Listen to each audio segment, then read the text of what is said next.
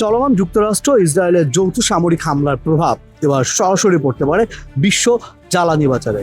জ্বালানি বিষয়ক অর্থনীতিবিদ এড হিট সতর্ক করে বলেছেন, পরিস্থিতি আরো খারাপ হলে বিশ্ব বাজারে তেলের দাম ব্যারেল প্রতি প্রায় $150 পর্যন্ত পৌঁছাতে পারে।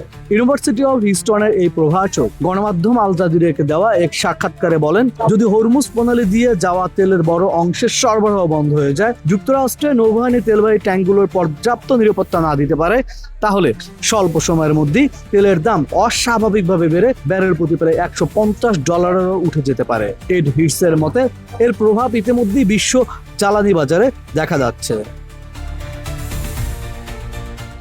বিশেষ করে এলএনজি বাজারে প্রথম দিনই দাম 40% বেশি বেড়ে গেছে। একই সঙ্গে সোমবার থেকে মঙ্গলবারের মধ্যে ইউরোপের বিভিন্ন দেশে প্রাকৃতিক গ্যাসের দাম প্রায় দ্বিগুণ হয়ে গেছে। শুধু গ্যাসই নয়, ডিজেলের দামও অতি দ্রুত বাড়তে শুরু করেছে। গ্যাস নির্ভর অনেক দেশ এখন বিকল্প হিসেবে পেট্রোলিয়াম আমদানি বাড়িয়ে দিচ্ছে, যার প্রভাব ভবিষ্যতে সরবরাহ চুক্তিতেও পড়তে পারে বলে মনে করছেন বিশ্লেষকরা। এদিকে জ্বালানি বাজার পর্যবেক্ষণ করে আন্তর্জাতিক সংস্থা কেপলারের তথ্য বলছে, ইরানে মার্কিন ও ইসরায়েলি হামলা শুরু হওয়ার পর থেকে হরমুজ প্রণালী দিয়ে তেলবাহী ট্যাঙ্কের চলমান প্রায় 90% কমে গেছে। বিশ্বের মোট অপরিশোধিত তেলের প্রায় 1/5 এবং গুরুত্বপূর্ণ জলপথ দিয়ে পরিবাহী হয়।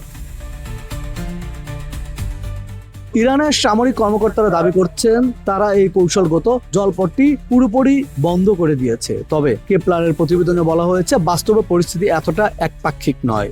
এখনো কিছু জাহাজ বড় ধরনের ঝুঁকি নিয়ে এই পথ দিয়ে চলাচল করছে। যদি এই অস্থিরতা দীর্ঘায়িত হয়, তাহলে শুধু জ্বালানি বাজারই নয়, বিশ্ব অর্থনীতিতে বড় ধরনের চাপ তৈরি হতে পারে। আর সেই চাপের প্রভাব পড়তে পারে যুক্তরাষ্ট্রের অভ্যন্তরীণ রাজনীতিতেও।